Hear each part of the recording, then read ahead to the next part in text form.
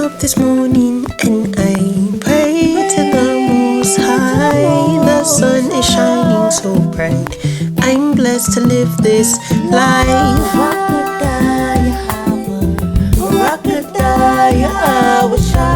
Blessed be Yahweh.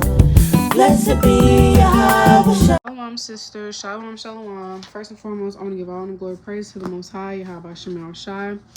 I just want to do a quick snack, real quick, just something to meditate on this Sabbath. I was reading Isaiah yesterday before the Sabbath, and it's something I really, really like this account, and I just want to read it real quick. So basically, these prideful kings were coming. It's basically saying, "Who is your God? You know, no other nations have been able to deliver their nations from my hand. How's your God gonna do it? You see what I done did? I done did all this, and."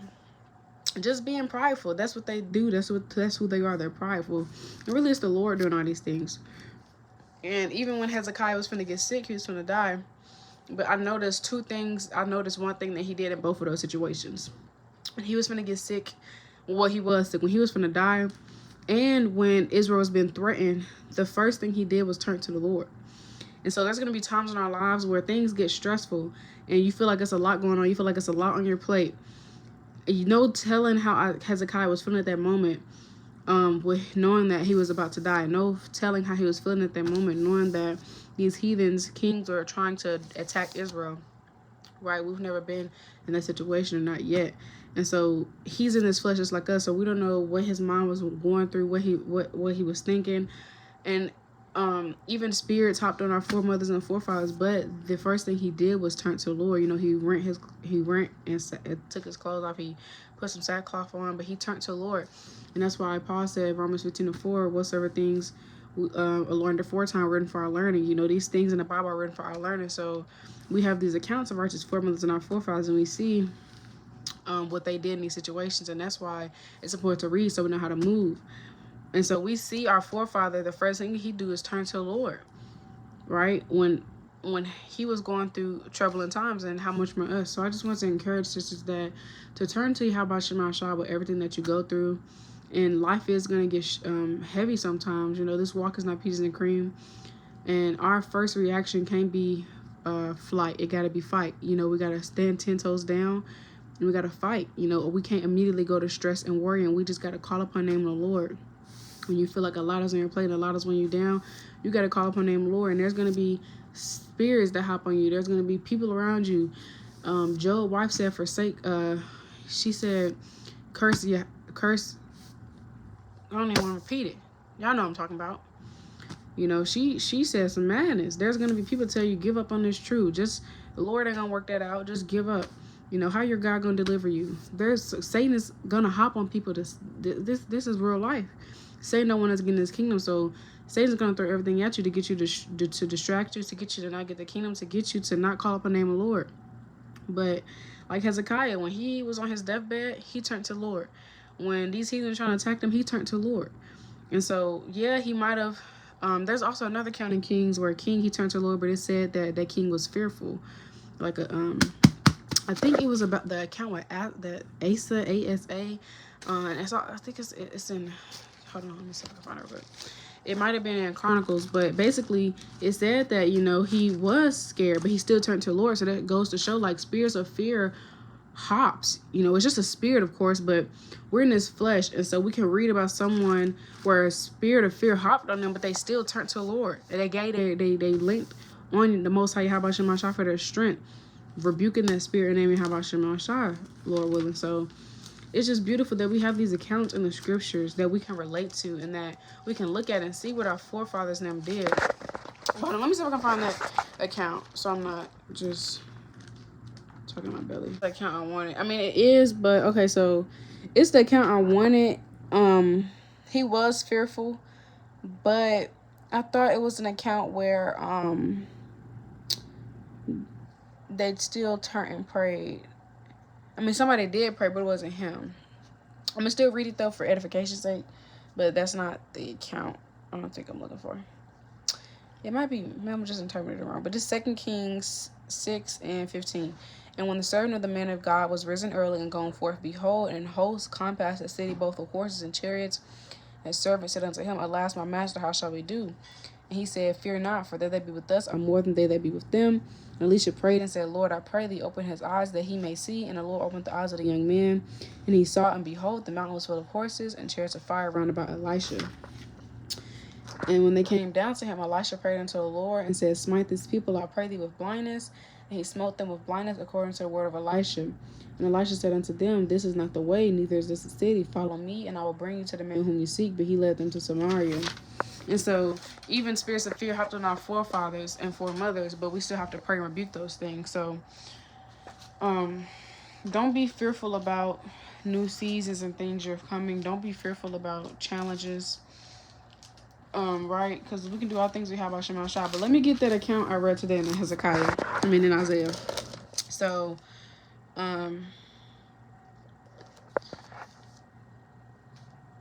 this is one of the accounts. Hezekiah, Isaiah 38, verse 1. In those days was Hezekiah sick unto death, and Isaiah the prophet, the son of Amos, came unto him and said unto him, Thus saith the Lord, set thine house in order, for thou shalt die and not live.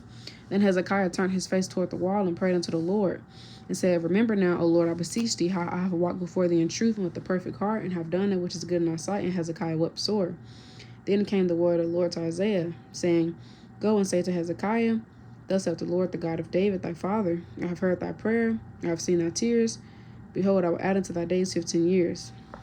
And I will deliver thee in this city out of the hand of the king of Assyria, and I will defend this city.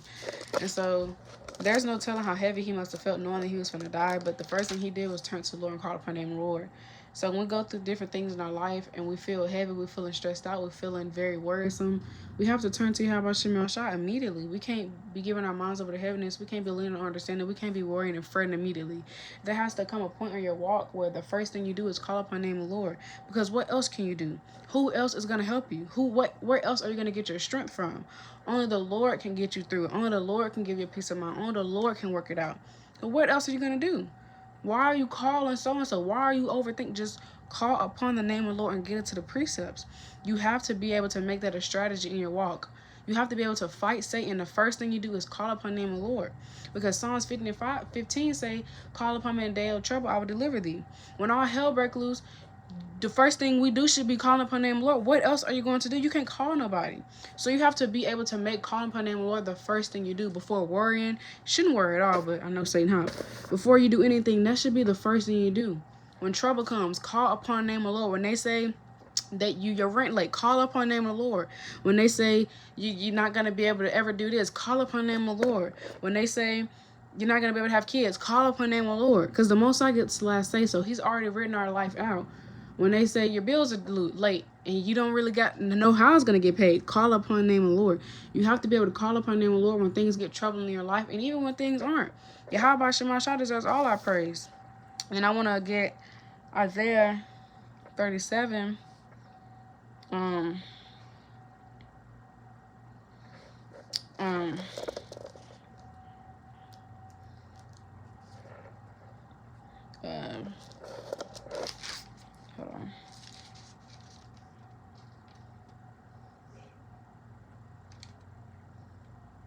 I'm going to read Isaiah 36 and 3 through 10 for edification's sake. I'm going to skip down. Then came forth unto him Elikam, Hilkiah's son, which was over the house, and Shebna the scribe, and Joah, Asaph's son, the recorder.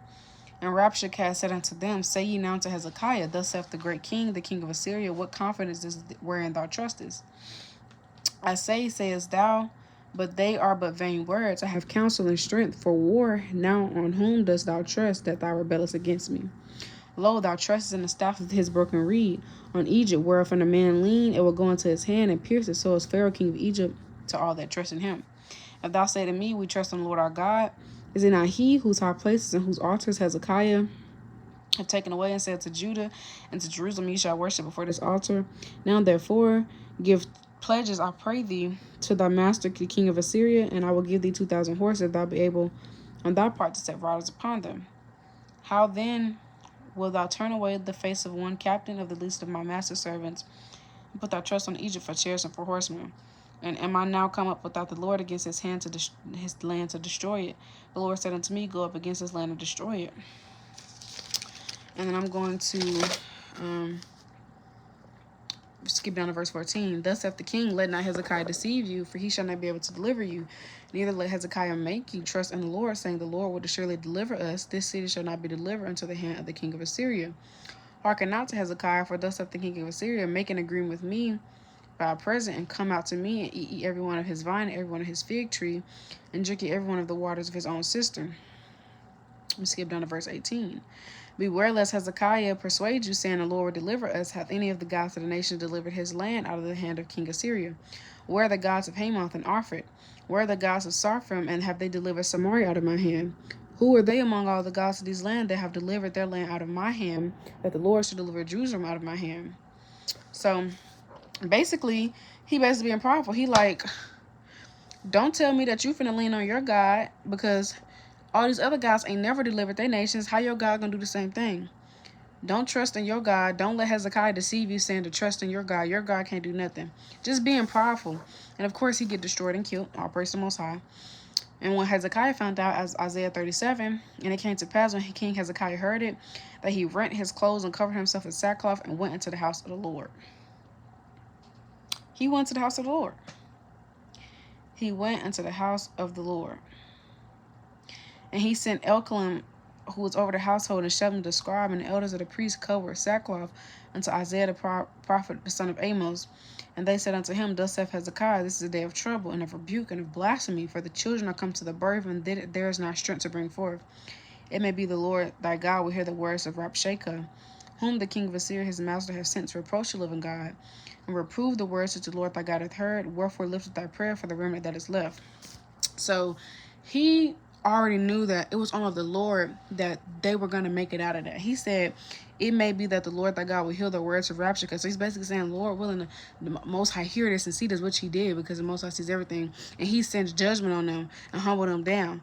So he went and asked Isaiah basically to pray for them. But the first thing he did was go into the house of the Lord. He didn't go do that. He turned to the Lord. And he went and asked another brother for prayer, to pray for the nation and to seek Yahweh Shema on their behalf. So another beautiful account. And then reading in the rest of this chapter, Hezekiah goes to pray to the Lord. I'm going to read it. Verse 14. And Hezekiah received the letter from the hand of the messengers and read it. And Hezekiah went up to the house of the Lord and spread it before the Lord. And Hezekiah prayed unto the Lord, saying, O Lord of hosts, God of Israel, that dwellest between the cherubims, thou art the God, even thou alone, of all the kingdoms of the earth. Thou hast made heaven and earth. Incline thy ear, O Lord, and hear. Open thine eyes, O Lord, and see. And hear all the words of Sennacherib, which have he sent to reproach the living God. Of a truth, Lord, the king of Assyria have laid waste all the nations in their countries, and have cast their gods into the fire. For they were no gods, but the work of men's hands, wood and stone. Therefore they have destroyed them. Now therefore, O Lord our God, save us from his hand, that all the kingdoms of the earth may know that thou art the Lord, even thou only. So even when all hell was breaking loose in Hezekiah's life, he only knew that it was only the Lord that he would be okay, that Israel would be okay, that they would make it out, that they would be safe. He knew that it was no other power, no other person, no other thing, no other being that could do it. He knew it was only Yahweh Shema Shai. So we have to be able to realize only the Lord, man. It's only of the Lord. You have to turn to the Lord. Don't lean on your own understanding. Don't give your mind over to heaviness. Don't start fretting and worrying. Trust in the Lord. We got to be able to have more faith. We got to be able to be more grounded. Everything in your life shouldn't cause you to shake. There has to be a certain time in your walk where you're able to stand firm and be like, yeah, how I got it. Everything shouldn't get you to fret. Everything, and of course Satan hops, but you got to be able to fight. Every situation that happens in your walk shouldn't cause you to fret and worry. There has to be a point where you be like, I rebuke that. There has to be a point where you be like, nah, the Lord got it. There has to be a point where you be like, nah, my faith is in Yahweh Shema Shai. I know the Most High gonna take care of it. You got to start believing. You got to believe and call upon the name of the Lord. Right? Faith is a mustard seed, y'all. We got to have more faith. We got to have more faith. Exodus 14:14, the Lord shall fight for you, shall hold your peace. Right? The Lord gonna fight for you. Hold your peace. Right? But with that, I want to give all the glory and praise to the Most High Yahweh Shema. That's just a quick snack. I just really liked that reading that I read, and I just wanted to share that with y'all and share my perspective. But Lord wants us to continue to endure and have more faith in your walk and be more firm. Right? Be more firm. And I'm gonna read this. This is Hebrews 11:6. But without faith, it is impossible to please him. For he that cometh to Yahweh must believe that he is, and that he is a rewarder of them that diligently seek him. So, look, the Most High, it's impossible to please him without faith, man. This is Jeremiah 32:27. Behold, I'm the Lord, the God of all flesh. Is there anything too hard for me? And that's a rhetorical question. There's nothing too hard for the Lord. And so only the Most High is able to deliver us out of these situations. Only the Lord is able to get us through. It's only the Lord that we're able to keep enduring. So we got to call upon the name of the Lord. And this is going to be the last precept, the closing precept. Psalms 50:15, since I roughly paraphrased it earlier. It says, call upon me in the day of trouble, I will deliver thee, and thou shalt glorify me. So when trouble comes in your walk, you have to call upon the name of the Lord. It didn't say fret. It didn't say worry. It didn't say text your best friend. It said call upon the name of the Lord. All right, so with that, I want to give honor, glory, praise to the Most High. How about Shema Shah? I love y'all. Have a beautiful Sabbath. Shalawam. Woke up this morning and I